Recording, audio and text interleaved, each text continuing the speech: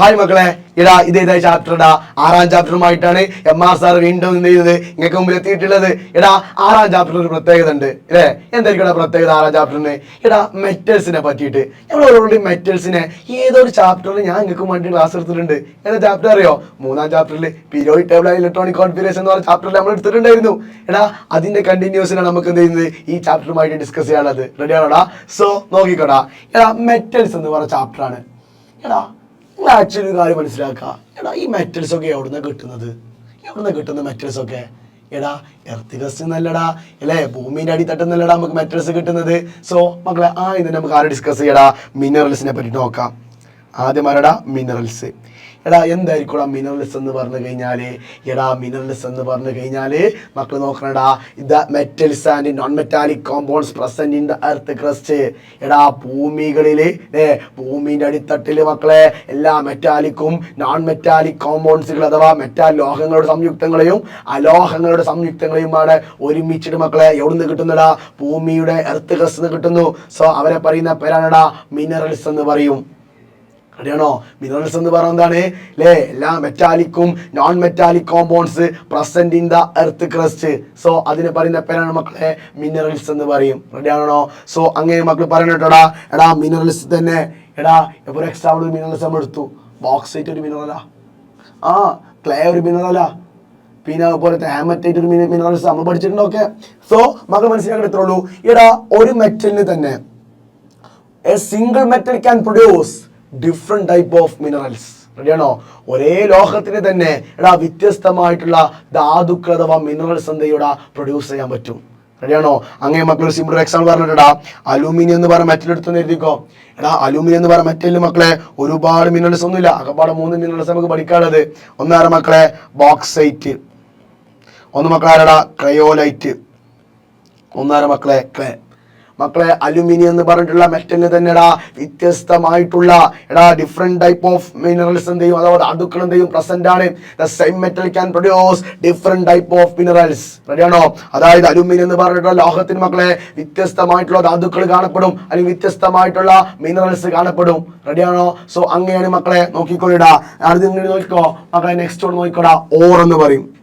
എന്താ മക്കളെ? ഓറ് അഥവാ അയിരെന്ന് പറയും.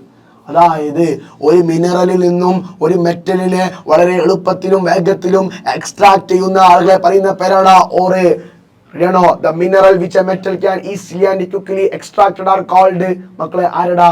ഓർ എന്ന് പറയും, അയിരെന്ന് പറയും. അയിര്. റെഡിയാണോ? അപ്പൊ ഓർ എന്ന് പറഞ്ഞാൽ എന്താ മക്കളെ? ഒരു മിനറലിൽ നിന്നും അഥവാ ഒരു ധാതുവിൽ നിന്നും ഒരു ലോഹത്തിനെ വളരെ എളുപ്പത്തിലും വേഗത്തിലും വേർതിരിക്കാൻ കഴിയുന്നുണ്ടെങ്കിൽ മക്കളെ അതിനെ പറയുന്ന പേരാണ് മക്കളെ എന്തടാ ഓർ എന്ന് പറയും. അപ്പൊ അലൂമിനിയത്തിന് മക്കളെ 3 മിനറൽസ് ഉണ്ട്. ഇതിലേതാണടാ ഈ ഒരു അലൂമിനിയത്തിന്റെ ഓർ എന്ന് പറഞ്ഞു കഴിഞ്ഞാല്? കാരണം മക്കളെ ക്രയോലൈറ്റിൽ മക്കളെ അലൂമിനിയം ഉണ്ട്, ക്ലേയിൽ അലൂമിനിയം ഉണ്ട്, ബോക്സൈറ്റിൽ അലൂമിനിയം ഉണ്ട്. മക്കളെ ഈ ഏത് മിനറൽ ഏത് ധാതുവിൽ നിന്നാണ് മക്കളെ വളരെ എളുപ്പത്തിലും വേഗത്തിലും ആ ലോഹത്തിനെ വേർതിരിക്കാൻ കഴിയുന്നത്? മക്കളെ അതാരായിരിക്കും മക്കളെ? ബോക്സൈറ്റ്. അറിയാണോ? ആരാ മക്കളെ? ബോക്സൈറ്റ്. അതായത് നിങ്ങൾ മനസ്സിലാക്കണം കേട്ടോടാ, നിങ്ങൾ മനസ്സിലാക്കേണ്ട കാര്യങ്ങളാണത്.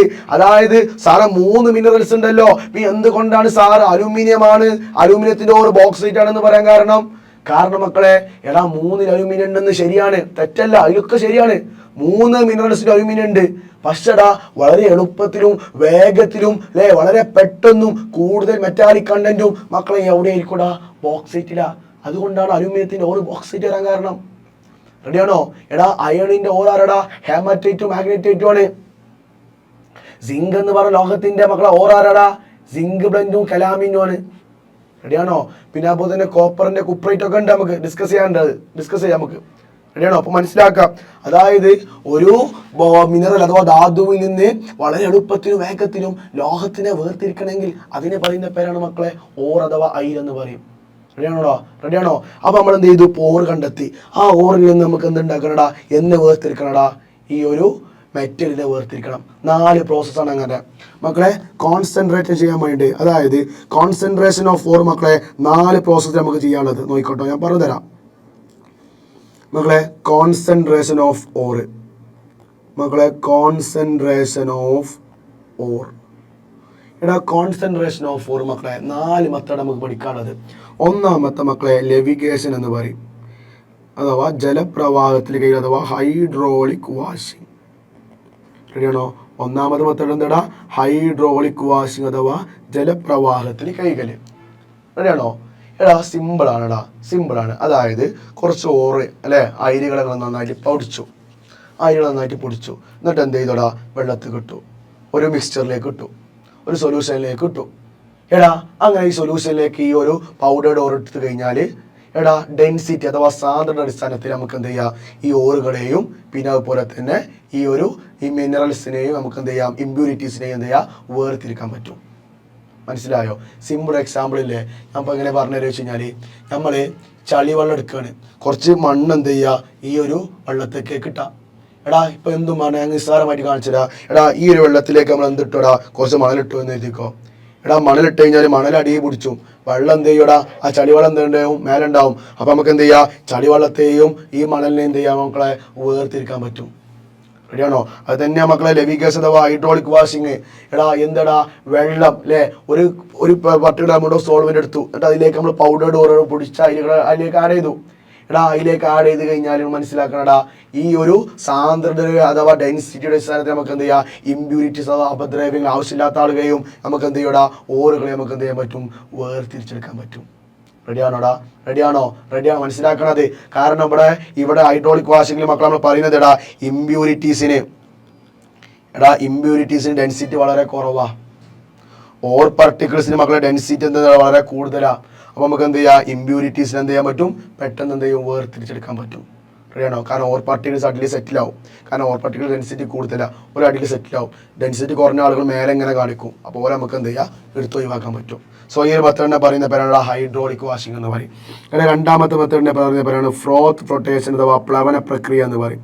ഫ്രോത്ത് ഫ്ലോട്ടേഷൻ അഥവാ പ്ലവന പ്രക്രിയ. എടാ ഫ്ലോത്ത് ഫ്ലോട്ടേഷൻ അഥവാ പ്ലവന പ്രക്രിയയെ കൊണ്ട് ഉദ്ദേശിക്കുന്നത് നിങ്ങൾ ആദ്യം മനസ്സിലാക്കടാ.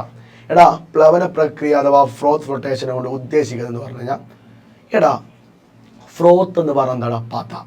റെഡിയാണോ? പതപ്പിക്കണം നമ്മൾ അല്ലേ? എടാ പൈൻ ഓയിലും വാട്ടറും പാടെ മിക്സ് ചെയ്തിട്ട് എന്ത് ചെയ്യും? ആ സ്റ്റിറർ വെച്ച് നന്നായിട്ട് എന്ത് ചെയ്യും? പതപ്പിക്കും. എന്നിട്ട് ഈ പൗഡേർഡ് ഓറിലേക്ക് ഇടും. എടാ അങ്ങനെയാണ് മക്കളെ ഈ ഒരു ഫ്ലോത്ത് ഫ്ലോട്ടേഷൻ നേരെ തിരിച്ചാ. എടാ ഇമ്പ്യൂരിറ്റീസിന് അപദ്രവ്യങ്ങൾക്ക് ഡെൻസിറ്റി കൂടുതലാണ്, ഓറുകൾ അഥവാ അരികൾക്ക് ഡെൻസിറ്റി കുറവാണ്. അപ്പോൾ ഈ ഓർ പാർട്ടിക്കിൾസ് മക്കളെ പത മേലെ നിൽക്കുക, ആ പതയുമായിട്ട് എന്ത് ചെയ്യും? ഈ ഒരു ഓർ പാർട്ടിക്കിൾസ് കൂടിച്ചേരും. അപ്പോൾ നമുക്ക് എന്താ സെപ്പറേറ്റ് ചെയ്യാൻ പറ്റും? ഈ ഒരു ഓറിനെയും അപദ്രവ്യം നമുക്ക് എന്ത് ചെയ്യാം? ബൈ ഫ്രോത്ത് അഥവാ പത മൂലം നമുക്ക് എന്ത് ചെയ്യാൻ പറ്റും? സെപ്പറേറ്റ് ചെയ്യാൻ പറ്റും. റെഡിയാണോ? നെക്സ്റ്റ് മെത്തേഡിനെ പറയുന്ന പേരാണ് മാഗ്നറ്റിക് സപ്രഷൻ അഥവാ ഗാന്ധിക വിഭജനം എന്ന് പറയും. മാഗ്നറ്റിക് സപ്രഷൻ അഥവാ ഗാന്ധിക വിഭജനം. എന്താണ് മാഗ്നറ്റിക് സപ്രഷൻ അഥവാ ഗാന്ധിക വിഭജനം എന്ന് പറഞ്ഞു കഴിഞ്ഞാൽ എടാ ഓറുകൾക്കോ ഇമ്പ്യൂരിറ്റീസിനോ റെഡിയാണോ? എടാ അയിരുകൾക്കോ അപദ്രവ്യങ്ങൾക്കോ മക്കളെ കാന്തിക സ്വഭാവം മൂലം മാഗ്നറ്റിക് സ്വഭാവം മൂലം എന്ത് ചെയ്യൂടാ? ഈ ഒരു ഇമ്പ്യൂരിറ്റീസിനെയും ഓറിനെയും സെപ്പറേറ്റ് ചെയ്യാൻ പറ്റും. മനസ്സിലായോ? അതായത് പൗഡേർഡ് ഓറ് ഒരു മാഗ്നറ്റിക് റോളറുമായിലേക്ക് ഞാൻ ജസ്റ്റ് എന്ത് ചെയ്യൂ?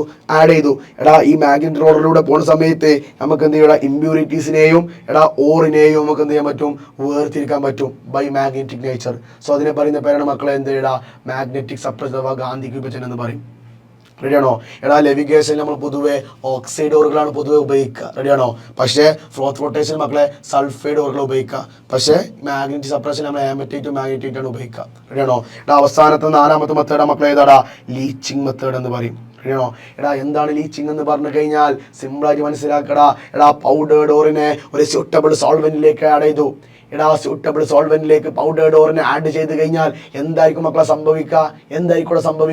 ഈ ഒരു പൗഡേർഡ് ഓർ എന്ത് ചെയ്യൂടാ? ഈ വാട്ടറുമായിട്ട് നന്നായിട്ട് ഡിസോൾവ് ആവും. അതായത് നമ്മൾ ഇവിടെ ഉപയോഗിക്കുന്ന സോൾവെന്റ് എന്ന് പറഞ്ഞു കഴിഞ്ഞാൽ ശ്രദ്ധിക്കണം മക്കളെ, നമ്മൾ ഉപയോഗിക്കുന്ന സോൾവെന്റ് എന്ന് പറഞ്ഞാൽ ആ ഒരു ഓർ ഡിസോൾവ് ആവുന്ന സോൾവെന്റ് വേണം ഉപയോഗിക്കാൻ. നമുക്ക് തോന്നുന്ന സോൾവെന്റ് ഒന്നും ഉപയോഗിക്കാൻ പറ്റൂല. അവിടെ ആ ഓർ പാർട്ടിക്കിൾസ് ഡിസോൾവ് ആവുന്ന സോൾവെന്റ് ഉപയോഗിക്കണം. എങ്കിൽ മാത്രമേ അവിടെ എന്ത് എടുക്കുള്ളൂടാ? ഡിസോൾവ് ആവുള്ളൂ. റെഡിയാണോ?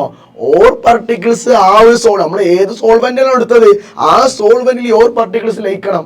എങ്കിൽ മാത്രമേ എന്തുള്ളൂടാ? ആ ഓർ പാർട്ടിക്കിൾസ് നമുക്ക് സെപ്പറേറ്റ് ചെയ്യാൻ പറ്റുള്ളൂ. ഇപ്പൊ സിമ്പിൾ ഒരു എക്സാമ്പിൾ പറഞ്ഞു തരട്ടെ ഞങ്ങൾക്ക്. എടാ നിങ്ങൾ എന്ത് ചെയ്യാ? ഈ ചായപ്പൊടി വേണ്ട, നിങ്ങൾ പാറ്റ ഗുളിക കണ്ടിട്ടുണ്ടോ? നാഫ്തലിൻ അല്ലേ? നമ്മൾ വാഷ് ബേസിലൊക്കെ കാണും നാഫ്തലിൻ അഥവാ പാറ്റ ഗുളിക. ഞാൻ എടാ പാറ്റ ഗുളികനെ ഒരു വെള്ളത്തിൽ കിട്ടും തിരിച്ചോ. എടാ പാറ്റ ഗുളിക അഥവാ നാഫ്തലിൻ ഗുളികകള് വെള്ളത്തിലിട്ട് കഴിഞ്ഞാൽ മക്കളെ അതധികം ഒന്നും ലയിക്കൂല. പക്ഷെ നിങ്ങൾ ആലോചിച്ചോക്കടാ, ഇതേ നാഫ്തലിന് കെറോസിനിലേക്ക് ഇട്ടു, എടാ ഓൺ ദ സ്പോട്ടിലായിരിക്കും അത് ലയിച്ചു പോവാ. കാരണം മക്കളെ, ചില ഓറുകൾ എല്ലാ സോൾവെന്റിലും ഡിസോൾവ് ആവൂല. എടാ ഓറുകൾ എല്ലാ സോൾവെന്റ് ഡിസോൾവ് ആവൂല. എടാ അതിന് അനുയോജ്യമായിട്ടുള്ള സോൾവെന്റുകളിൽ മാത്രമേ എന്ത് ചെയ്യുള്ളൂടാ, ഡിസോൾവ് സംഭവിക്കുള്ളൂ. അങ്ങനെ പൗഡേർഡ് ഓർ ഒരു സൂട്ടബിൾ സോൾവെന്റിലേക്ക് ഞാൻ എന്ത് ചെയ്തടാ, ആഡ് ചെയ്തു. അങ്ങനെ ഈ ഓർ പാർട്ടിക്കിൾസ് എന്ത് ചെയ്യടാ, ഈ ഒരു സൂട്ടബിൾ സോൾവെന്റുമായിട്ട് എന്ത് ചെയ്യണം, ലയിക്കണം. പകരടാ ഇമ്പ്യൂരിറ്റീസ് എന്താകാൻ പാടില്ല, ലയിക്കാനും പാടില്ല. അപ്പൊ നമുക്ക് എന്ത് ചെയ്യാൻ പറ്റും, ബൈ ഫിൽട്രേഷൻ മൂലം എന്ത് ചെയ്യാൻ പറ്റും, നമുക്ക് എന്ത് ചെയ്യും, സെപ്പറേറ്റ് ചെയ്യാൻ പറ്റും. അറിയണോ? ഇപ്പൊ എക്സാമ്പിൾ എന്താ പറയുക, അതിന്റെ ഒരേ ഒരു എക്സാമ്പിൾ നമുക്ക് ആരാടാ, ബോക്സൈറ്റ്. ബോക്സൈറ്റ്. ഈ ബോക്സൈറ്റ് നമുക്ക് എന്ത് ചെയ്യാൻ പറ്റും, ഈ ഒരു രീതിയിലാണ് എന്ത് ലീച്ചിങ് വഴി മെത്തേഡാണ് നമുക്ക് എന്ത് ചെയ്യുന്നത്, സെപ്പറേറ്റ് ചെയ്യാൻ പറ്റുന്നത്.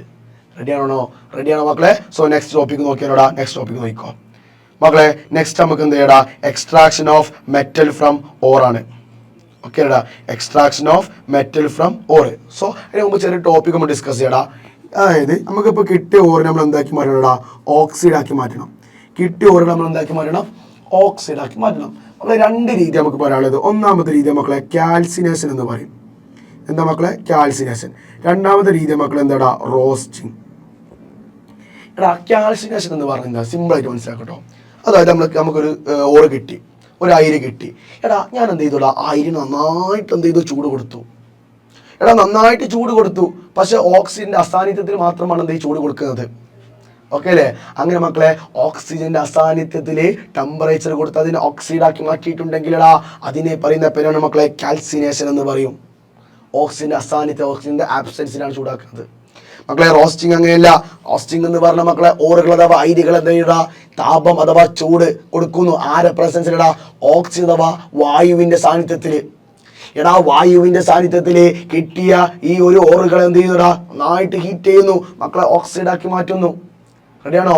അതായത് മക്കളെ സൾഫൈഡുകൾ ജനറൽ ആയിട്ട് മക്കളെ ഉപയോഗിക്കുന്നത് ഈ ഒരു രീതിയാണ്.